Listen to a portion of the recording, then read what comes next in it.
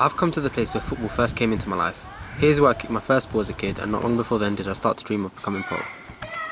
Many kids around the area come here to play football and resemble the desire I once had. This is seen not only in South London but all over the UK.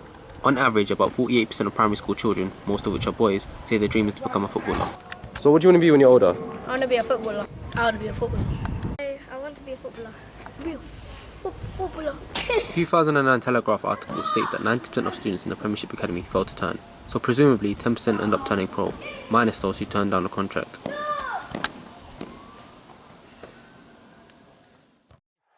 Looking at English leagues all around the country and the ultimate leagues such as the Premier League, I noticed there's a significant lack of Southern Asians that take part in these major tournaments. I've started a journey to ask one simple question: why? From 1992, when the Premier League first started, up to the 1970s, there were only white British players who took part in Premier Division football.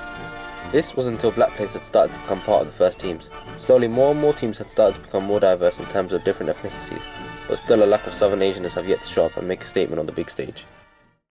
Southern Asian ethnicities such as Pakistani, Indian and Bangladeshis make up a big percentage of these backgrounds in England, but only 2 players have reached top division. To try and understand why this is, I've come to East London, Mile End, home of a large Bangladeshi community, to ask some questions. Do you know any Asian footballers in the Premier League? No, not really, no. What do you think the reasons for that? I don't know, probably not like benefiting or anything. You being Asian and Bengali, do you know any Southern Asian Premier League football players? No. Why do you think that is? Well, I believe that Asian parents strive to make their children more academically secure, and they ensure that they go on the right path instead of the football path. Plus, I feel like it's a bit stereotypical where you'll find an Asian person working more in law enforcement rather than in sports. How do you think the scouting system is set up towards the Asian minority in football? I doubt that they go to countries that are in Southern Asia to go scout people, because In comparison to like Africa and in Europe? comparison to those kind of countries, I think it's quite cool. Now I've come to Bank, one of the most populated areas in London, to get an opinion outside the Southern Asian society. Do you know any Asian footballers in the Premier League?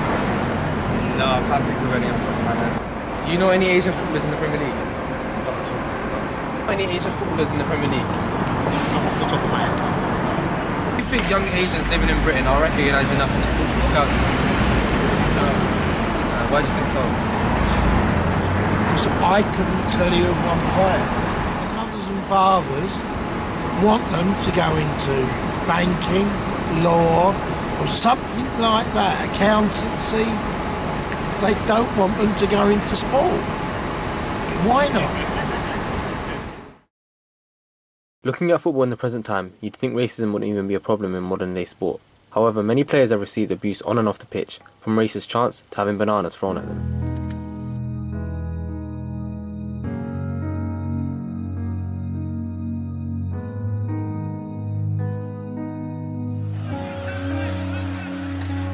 Но вот эта народность сейчас увидели свои болельщики.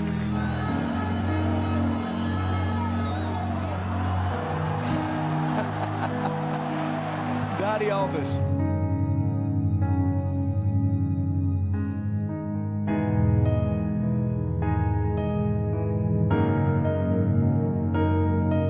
The abuse had gotten so bad, it got to a point where UEFA had to speak out and have an attempt of putting an end to racism.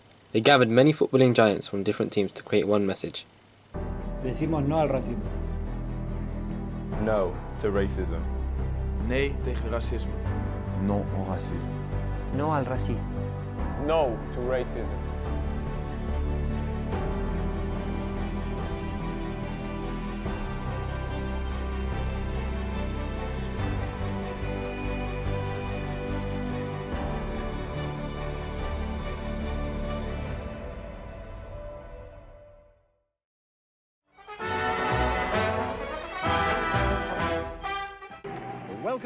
Pundits are well known to criticise and take apart teams with their stats and facts. They approach problems such as racism as a crucial part of their job.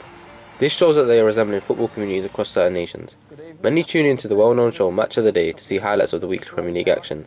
The show has been on air since 1964 and carries on to show every year on BBC One. Success with the St Margaret's first 11 football team this season. When you tend to look around, I personally, I used to look around and see, you know, he's a really good player. He's a midfield player. He's not that good, but he tries really hard. And you don't think, well, he's black and he's got an Asian skin colour, or you just don't understand why you would think like that, because ultimately you're all on the same team, or you're playing against somebody, and it's just sport. And I think sport's great for that. I think I know we've got troubles and we highlight issues, but at least in sport we try to do something about it if it's wrong, and people speak up against it. And it's and generally on the field of play, it's a real pretty rare event that you get that kind of racism. So, and the other good thing about, I think, football in particular is that it is, it's very diverse. I think we'd like to see more Asians playing our game, but I think that's different issues. But in terms of black players and mixed race players, I think there's it's a great example of how you can succeed. And where you come from makes absolutely no difference at all. It's all about your attitude, your commitment, your ability, and your talent, and you'll rise to the top regardless. I've come to Lillian Bailey's Technology School. This is where I grew up throughout my secondary school journey. Here I played competitively in school competitions and trained with many of my associates. My time at the school, I was very involved in extracurricular activities. I used to get myself involved in sports, etc., especially football. We trained over there, and even with my friends over here, just playing. We just loved to play football. So football was a very important part of my childhood. Like, I used to go home, especially from this school, and just get my kit on and just go football.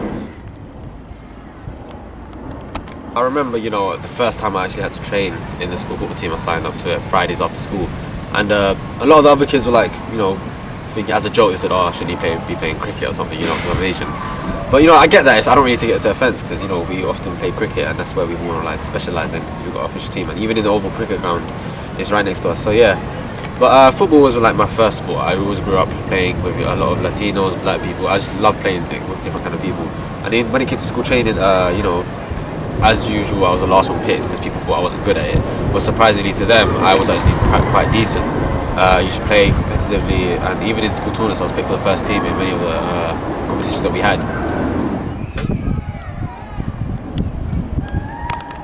So yeah, the full pitch wasn't always like this. As you see, we used to have a really crappy AstroTurf field. But since the school takes football very seriously, we had to update the pitch and just make it look better and more appealing to the students.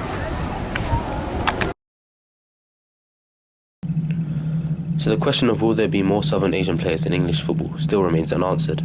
But who knows in the following years to come, who could break the boundaries and push through to top divisions in English football?